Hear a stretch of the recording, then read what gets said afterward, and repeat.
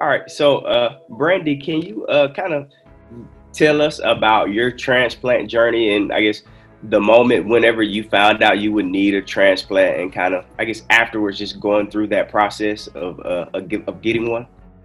Actually, this is my second kidney. I had my first kidney transplant in 2006, and the reason for that transplant was I had lupus.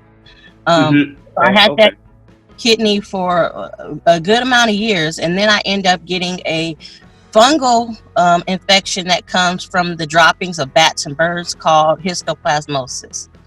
And it's pretty rare for this area, but because my immune system was compromised due to my lupus and being on anti-rejection meds from the previous transplant, I got that fungal virus, and pretty much that kind of started me into having other health issues and being in the hospital 2018 pretty much almost the whole year on and off. Because of that, um, I needed to get another, put on the list. This time I wanted a living donor because I knew that would be quicker. So and I know Kyna from church. So she was one of my friends from church. So that's how we were acquainted. And then one day Kyna called me and told me that she was a match. What was y'all's relationship before the kidney transplant? Because obviously, I mean, to be willing to give someone a part of your body, you have to have a pretty good relationship. She's my blood sister. Uh-huh. Literally. We talk to each other, but like now it's like, she's like part of my family.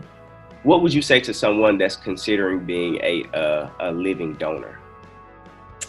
Um, I would tell them to really, really think about it and consider it and pray about it. But in the meantime of praying about it and getting advice maybe from other people who have gone through the process or recipients seeing how it has affected their family, but also get your body healthy and ready because if it's go time, it's go time. If you're able um, to be able to be a recipient or willing to, then once your body is healthy and in line, that just breaks down one other challenge that you may have to go through. What helped influence your decision to decide to donate? Um, well, I have an aunt, had an aunt that was the kidney recipient, and a god sister that was a kidney recipient. Both of them have passed now, but I saw the change that occurred in their life when they got the phone call, and they weren't from living donors, they were from cadaver donors. But I had years to spend with them, extra years to spend with them where they didn't have to suffer and they could go on doing some of the activities that they did before. What has your transplant meant to your family and friends? Man, it means everything. It's another chance at life. It's another chance of living. At some point during my health issues, during 2018, I became really, really sick. Where the doctor basically said that you weren't supposed to be here. Like I almost died 2 times due to the other issues. So it means everything. It means life. It means they have more time to spend with me. It's just such a special and priceless gift. Like you can't even really explain in words how much that means. Kyna, how has everything been for you post transplant? Post transplant, I'm fine right now. I was able to return back to work after 10 days. I was slower. I'm a fitness and wellness teacher at Oakwood University. So I wasn't able to lift weights, but I could instruct my students on what to do. Eventually I was able to get back to working out with them. But I'm doing all right. I think the best thing to do is to get moving as soon as possible when you can. Listen to your body. Make sure you're drinking the water that you need to drink.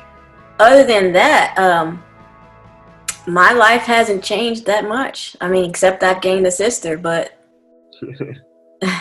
I'm back to working out, being a mom, picking stuff up, cooking, being a wife. Everything is pretty much gone back to normal for me. And so, Kyna, what was the discussion like that you had with your husband before you, I guess, actually deciding to become a living donor? That was a tough conversation, if I'm going to be honest. He was not for it. He said, nope, I don't think you should do it. No. But we are both believers in praying and asking for confirmation from God. And so I had received my confirmation. So then we went for it. He said he still had not received his confirmation. He wasn't 100% sure. But his prayer was that God would give him peace. And eventually, God sent him a sign and he had peace. And then we were both on the same page. But at first, he wasn't okay with it. And, you know, those that are close to me and that love you, they're afraid, you know, what happens. Because you're afraid of the future, what happens.